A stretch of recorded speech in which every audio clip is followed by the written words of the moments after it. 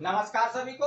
आइए Chauhan Indian history class में आप सभी का स्वागत है। चौहान सर की क्लास होगी भारतीय इतिहास के बारे में। भारतीय इतिहास की क्लास प्रारंभ हो रही है और इसमें आपका भारत का इतिहास, भारतीय इतिहास है भारत के इतिहास में प्राचीन भारत का इतिहास, मध्य भारत का इतिहास और आधुनिक भारत का इतिहास के बारे में विस्तृत जानकारी दी जाएगी और उसमें महत्वपूर्ण पॉइंट बिंदु को डिस्कस किया जाएगा जो आपके आगामी परीक्षाओं में जिससे वो पॉइंट पूछे जाते हैं उनके बारे में भी क्लास में ही डिस्कस किया जाएगा। और आज की क्लास में बात होगी इतिहास के बारे में।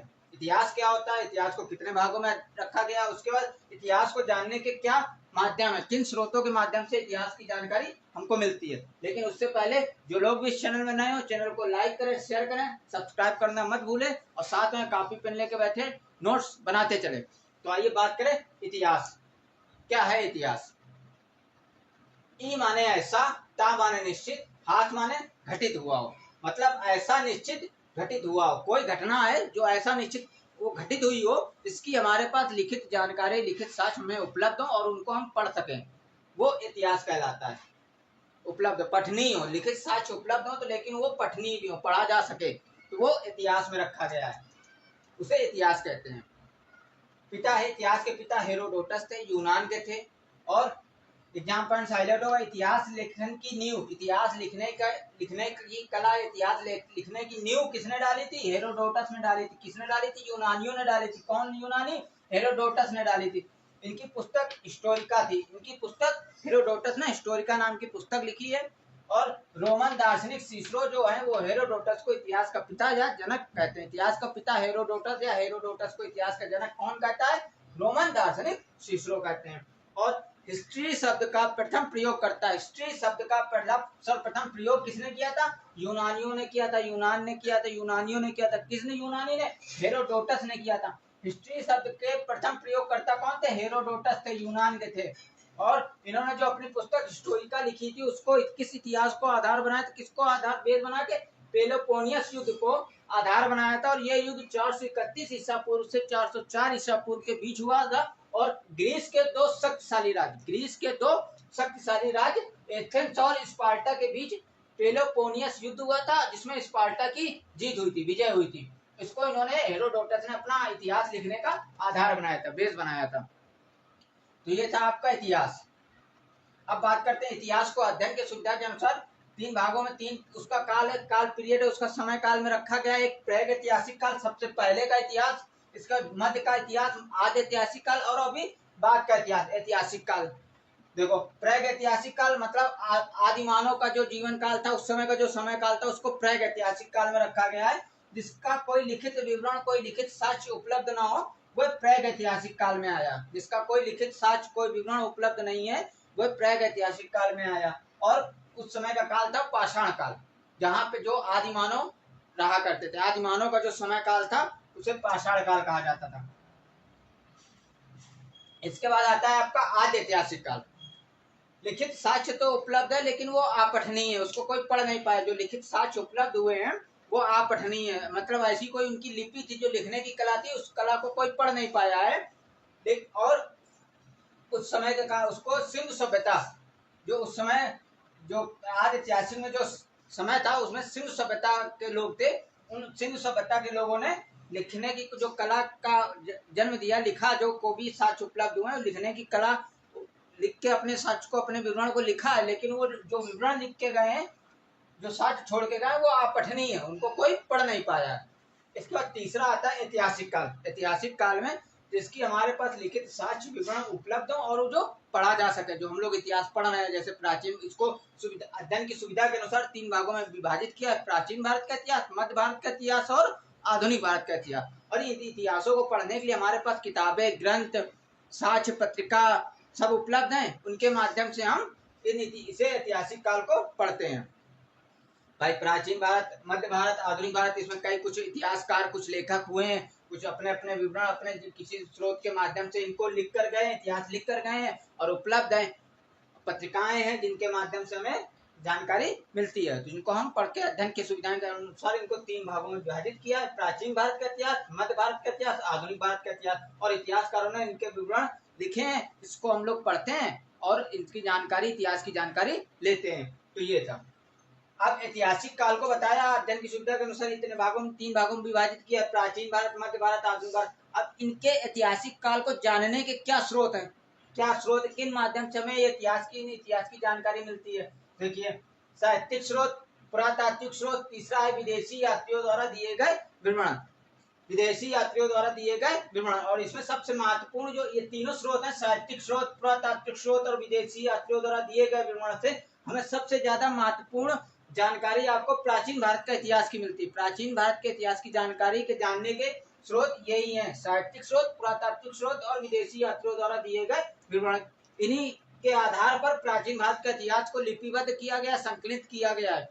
और मध्य भारत के इतिहास में जो मुस्लिम आक्रमणकारी भारत आए, उनके साथ मुस्लिम इतिहासकार भारत आए, उन्होंने अपना विवरण लिखा है, ग्रंथ छोड़ के गए, जैसे अल मसूदी, सुलेमान अल बर्नी, ये आए थे भारत और इन्होंने अपना, मुस्लिम इतिहासकार थे, इन्होंने भारत पर अपना यात्रा भ्रमण किया और इतिहास लिखा, ग्रंथ लिखा उसके बारे में मध्यकालीन। और आधुनिक भारत में न्यूज़पेपर भाई, इस समय लोग पढ़े लिखे होने लगे, बहुत से अपने ही भारत में होने आ गए, पढ़े लिखे थे, न्यूज़पेपर भी पब्लिश होने लगा, पत्रिकाएं पब्लिश होने लगी और इतिहासकार भी हो गए, कुछ लेखक हुए, जिसमें सबसे महत्वपूर्ण इनका बिपिन चंद्र का था। इन्होंने भी इतिहास में एक पुस्तक लिखी है, इनके माध्यम से हमें आधुनिक भारत का इतिहास पर जानकारी मिलती है। जैसे Pandit Jawaharlal Nehru Discovery of India है, इससे पता चलता है।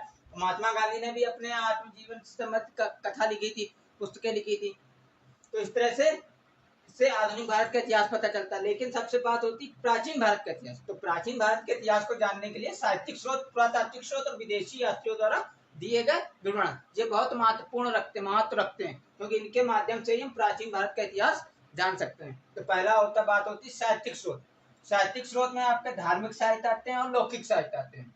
धार्मिक साहित्य और लौकिक साहित्य, लौकिक साहित्य में आपके ऐतिहासिक ग्रंथ आते हैं। ऐतिहासिक ग्रंथ में आपके जो इतिहासकार, ऐतिहासिक जो प्राचीन के इतिहासकार हुए, जिन्होंने अपने अपने ग्रंथ लिखे, जैसे कौटिल्य ने अर्थशास्त्र लिखा, सबसे प्राचीन ग्रंथ यहीं से प्रारंभ होता है, कौटिल्य से। ये अर्थशास्त्र मौर्य साम्राज्य के बारे में, वहां के प्रशासनिक और लोक प्रशासन के बारे में जानकारी देता है। कौटिल्य ने अर्थशास्त्र में विवरण दिया। इसको कल्लड़ की राष्ट्रंगणी, ये प्रथम ऐतिहासिक, प्राचीन भारत की प्रथम ऐतिहासिक पुस्तक थी कल्लड़ की राष्ट्रंगणी।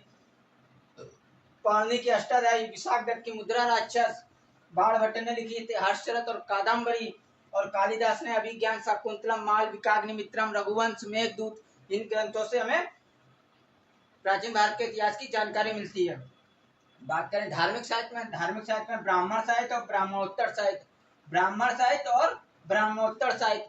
इस ब्राह्मणोत्तर साहित्य में आपके बौद्ध ग्रंथ और जैन ग्रंथ आते हैं। बौद्ध ग्रंथ में आपका दिव्यावधान, मिलिंद पानो और बौद्ध पिटक हैं, जो आपके विनय पिटक, सुख पिटक, अभिधम्म पिटक, इनके माध्यम से जानकारी मिलती है। जैन ग्रंथ में भगवती सूत्र, कल्प सूत्र और परिशिष्ट पर्वन, इन बौद्ध और जैन ग्रंथों से प्राचीन भारत के बारे में जानकारी मिलती है। इसके बाद ब्राह्मण साहित्य में वेद, उपवेद, आरण्यक, उपनिषद, वेदांत, स्मृति, पुराण, महाकाव्य, इनके माध्यम से हमें इन स्रोतों से प्राचीन भारत की संपूर्ण जानकारी मिल जाती है। वेद में आपके 4 वेद, युगवेद, सामवेद, यजुर्वेद, अथर्ववेद। उपवेद में 4 थे, जब 4 वेद तो 4 के उपवेद, आयुर्वेद, गंधर्ववेद, धनुर्वेद और शिल्पवेद। इसके बाद आरण्यक 6 थे, तैतृ, जैमिनी, ऐतरेय, छंदोक, संकायन, वृद्धारण्यक, ये आरण्यक थे। उपनिषद में छंदोक, कंठ, केन, प्रश्न, मुंडक, मांडूक, ऐतरेय, तैतृय, कौशिकी, ये उपनिषद हैं। वेदांग 6 हैं, एग्जाम पॉइंट से हाईलाइट होगा। वेदांग शिक्षा, कल्प, व्याकरण, निरुक्त, छंद, ज्योतिष, स्मृति, मनु, नारद, पराशर, यज्ञवल्लभ, कल्लायन, बृहस्पति, स्मृति, ये स्मृतियां हैं। पुराणों की संख्या 18 है।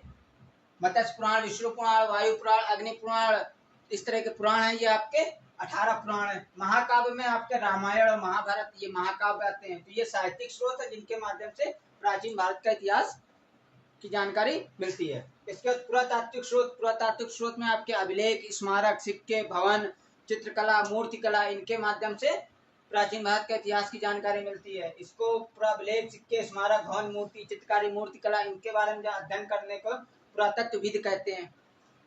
इसके बाद एग्जाम पॉइंट से हाईलाइट होगा। भारतीय उपमहाद्वीप में जो प्राचीन सिक्के मिले उनको आहत सिक्के के नाम से जाना गया है, आहत सिक्के कहा गया है। और प्राचीन भारत में पहली बार स्वर्ण सिक्के इंडो ग्रीक शासकों ने, इंडो ग्रीक हिंद यवन शासकों ने जारी किए थे।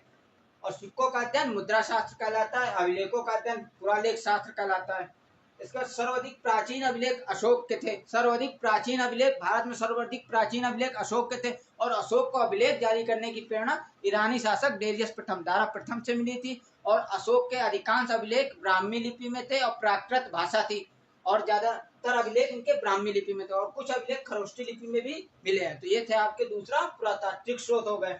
अब विदेशी यात्रियों द्वारा दिए गए विवरण, विदेशी यात्री भारत भ्रमण पर आए, उन्होंने अपना अपना विवरण लिख कर गए, उसके माध्यम से भी जानकारी मिलती। तो कौन कौन विदेशी यात्री आया था? यूनानी यात्री भारत आए, चीनी यात्री भारत आए और मुस्लिम इतिहासकार भारत आए। तो यूनानी यात्रियों में पहले टेसियस भारत आए, फिर हेरोडोटस भारत भ्रमण पर आए। इन्होंने जो विवरण लिखा उसके बारे में जानकारी, इतिहास की जानकारी मिलती है। ये सिकंदर से पहले भारत आए थे। जब सिकंदर भारत पर आए थे, आक्रमण किया था, तब सिकंदर के साथ भारत निरियाकस अरिस्टोबुलस नाम के ये यूनानी यात्री थे, भारत भ्रमण पर सिकंदर के साथ आए थे।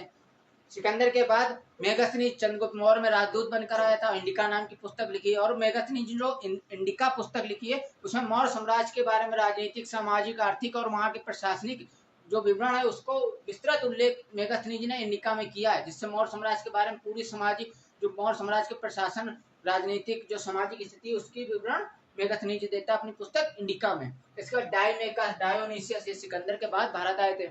इसके चीनी यात्रियों में फाइयान सुंगयुंग, हेनसांग, इसिंग ये भारत भ्रमण पर आए। इन्होंने अपना अपना विवरण लिखकर गए, उससे जानकारी इतिहास की मिलती है। इसके मुस्लिम इतिहासकार सुलेमान अल मसूदी अलबर्नी ऐसा पहला मुस्लिम इतिहासकार था जिसने वेदों का भी अध्ययन किया है, वेदों का भी इसने अध्ययन किया है, ये अलबर्नी जो था। तो इसने भी जो भी तथ्य, जो अपने प्रमाण लिख कर गए, विवरण लिख कर गए, उससे साक्ष्य ग्रंथों से, साक्ष्य जो ग्रंथ लिख कर गए उससे इतिहास के विवरण, जानकारी मिलती है। तो ये इनके माध्यम से हम इतिहास की जानकारी लेते हैं और इतिहास के बारे में विस्तृत जानकारी लेकर उस पर अध्ययन करते हैं। ये थे स्रोत, इन माध्यमों से हमें इतिहास की जानकारी मिलती है। अब इसके बाद बात होगी अब प्राचीन भारत का इतिहास। प्राचीन भारत का इतिहास आगे आपका प्रारंभ होगा, चैप्टर वाइज अध्ययन, अध्याय के अनुसार इसको सीरियल से प्रारंभ करेंगे। प्राचीन भारत का इतिहास क्रमबद्ध तरीके से आगे चैप्टर वाइज हम लोग पढ़ेंगे प्राचीन भारत के इतिहास को।